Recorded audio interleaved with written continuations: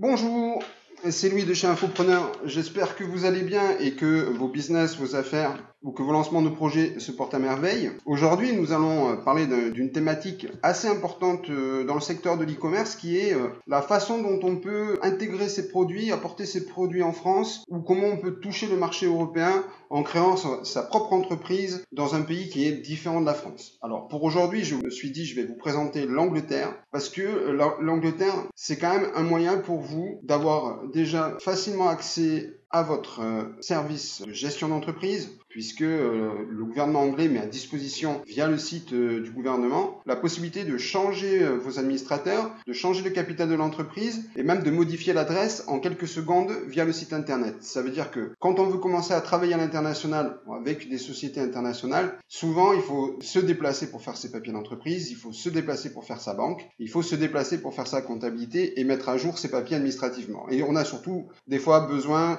de services de secrétariat, de comptabilité, voire d'avocat pour modifier les statuts de votre entreprise ou pour changer, ne serait-ce le directeur ou des actionnaires. Donc, cette prestation qui consiste en fait à vous aider à intégrer le marché européen va vous permettre, via la création d'un numéro de TVA intracommunautaire et un compte bancaire accessible à distance directement en ligne, ça va vous permettre de toucher le marché anglais, qui est quand même un marché à fort potentiel, surtout si vous avez des perspectives d'e-commerce, de dropshipping ou aussi de travailler avec eBay ou de travailler avec Amazon ou de vous ouvrir un nouveau compte PayPal, parce que l'avantage du marché anglophone, c'est qu'en général les services clients, que ce soit chez eBay, PayPal ou d'autres, sont beaucoup plus réceptifs et sont beaucoup plus attentionnés sur les problématiques que vous pouvez rencontrer. C'est-à-dire qu'il y a une différence entre, alors je comprends peut-être que vous ne parlez pas particulièrement bien l'anglais, mais peut-être vous pourrez le faire par quelqu'un, en tout cas je vous souhaite que ça n'arrive pas,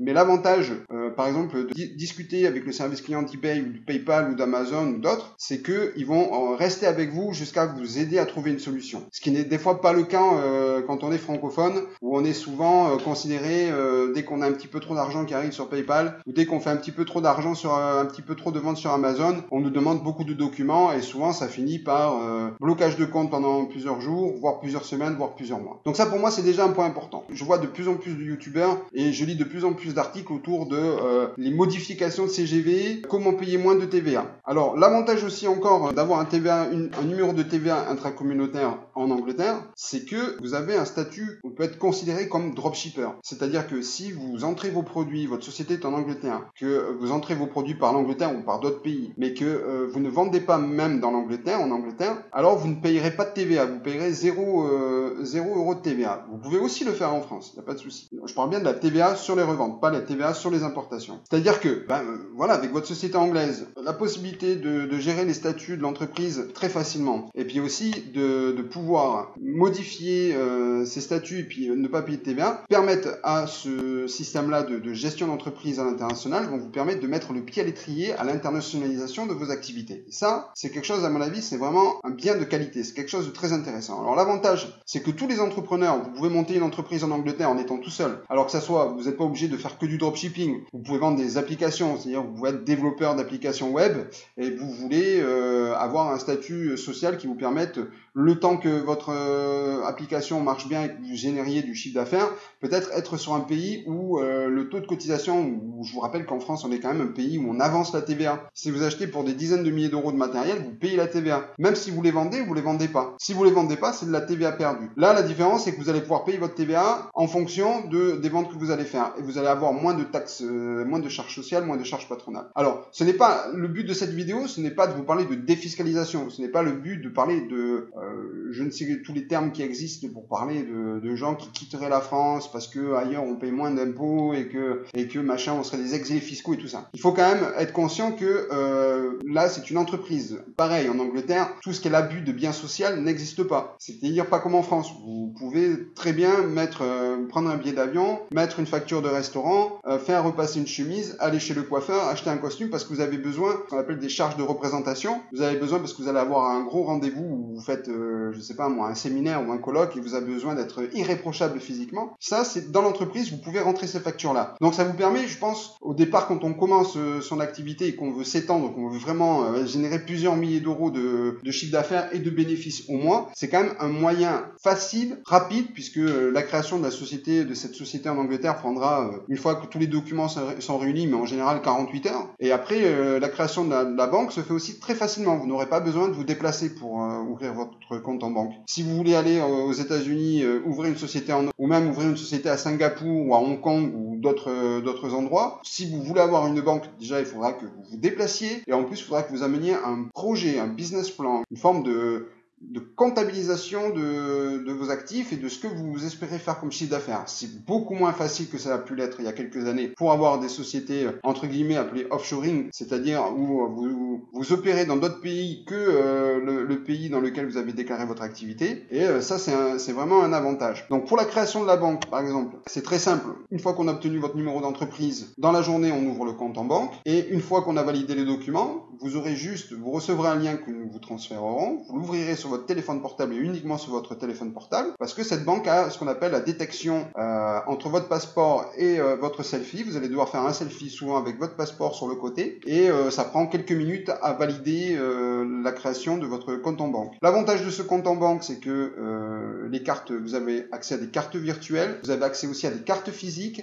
et que les frais mensuels de fonctionnement au départ sont de 25 pounds, environ 30 euros. Et ce qui est pour une banque professionnelle très peu cher. Vous pourrez faire autant de virements vers l'international que vous voudrez, sans aucun frais. Vous pourrez même envoyer des virements en Amérique ou en Asie, et vous payerez 0 euros de frais de virement. Et en général, comme c'est une banque entre guillemets électronique, les délais de réception des virements prennent des fois quelques heures. Je l'ai déjà vu pour des clients qui transféraient de l'argent sur Singapour ou Hong Kong pour favoriser des achats de produits, et le vendeur avait reçu son virement 1 heure après sur son compte de banque classique, je dirais, Standard Chartered, HSBC, etc.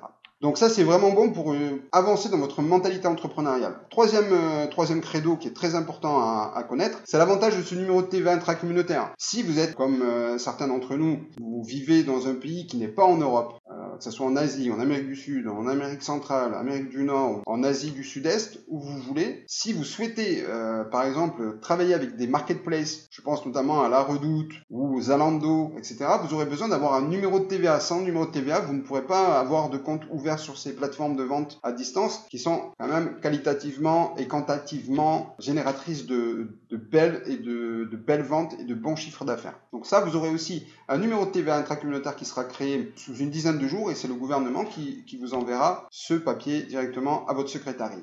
Dans cette prestation de banque, nous vous proposons aussi un principe qui est l'hébergement de votre société, et ça c'est impératif, dans un secrétariat en Angleterre qui réceptionnera tous les courriers pour vous et qui vous les renverra vers chez vous. Bien sûr, si vous avez des questions plus particulières, comme certains qui ont besoin de nominer ou d'autres qui ont besoin, qui souhaiteraient que même leur adresse de directeur soit géolocalisée dans le secrétariat, c'est tout à fait possible. C'est intégré à la prestation, c'est-à-dire que si on va sur internet et on cherche votre nom de famille, on ne trouvera pas votre adresse personnelle directement sur le montage de la société. Il faudra d'abord trouver le nom de la société, aller dans les statuts de la société pour trouver les différents directeurs, et bien sûr votre adresse sera en Angleterre. Une fois que vous recevez tous les courriers du gouvernement, ces courriers sont rapatriés vers chez vous, et vous avez juste à remplir une fois tous les 3 mois votre numéro de TVA. C'est un pack création plus banque plus numéro de TVA qui est aux environs de 250 euros, ce qui est sur le marché quelque chose de très très peu cher. Donc c'est vraiment une très très belle prestation qui est rapide à mettre en place et qui vous rendra énormément service,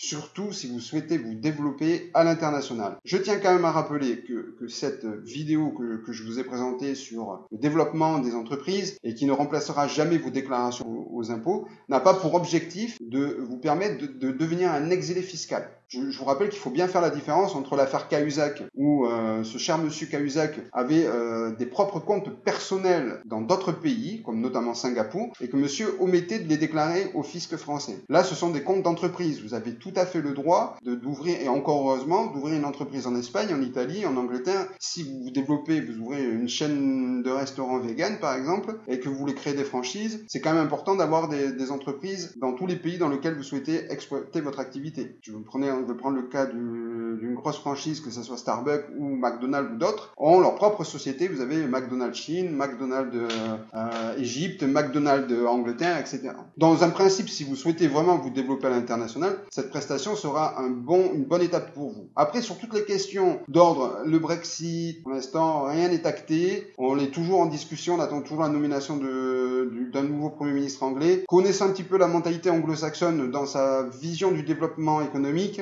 il vaudrait mieux avoir une société qui soit créée avant le changement de statut, avant que ça soit vraiment le Brexit. Je pense que dans tous les cas, vous auriez même une diminution des impôts sur le bénéfice. Il faut savoir que les impôts sur le bénéfice se calculent par tranche. Si vous faites moins de 8 000 € ou moins de 12 000 € par an, vous êtes imposé à 4%. Donc, ce qui est vraiment très intéressant. Le but, c'est de vous générer de la liquidité pour pouvoir après vous ouvrir sur d'autres pays à travers le monde. Voilà, j'espère que cette vidéo n'a pas été trop rapide, trop compliquée pour vous, trop technique. Si vous vous posez toujours plein de questions, n'hésitez pas à nous les poser en bas dans la barre des tâches. Comme toujours, pour nous aider à remonter nos vidéos, vous pouvez liker nos vidéos, voir d'autres de nos vidéos aussi. Il y a une partie vlog, une partie technique. Et puis n'hésitez pas aussi à partager cette vidéo avec votre entourage et à revenir vers nous, bien sûr, pour toutes les questions que vous pourriez avoir besoin. Voilà, sur ce, je vous souhaite une excellente journée et je vous dis à très bientôt.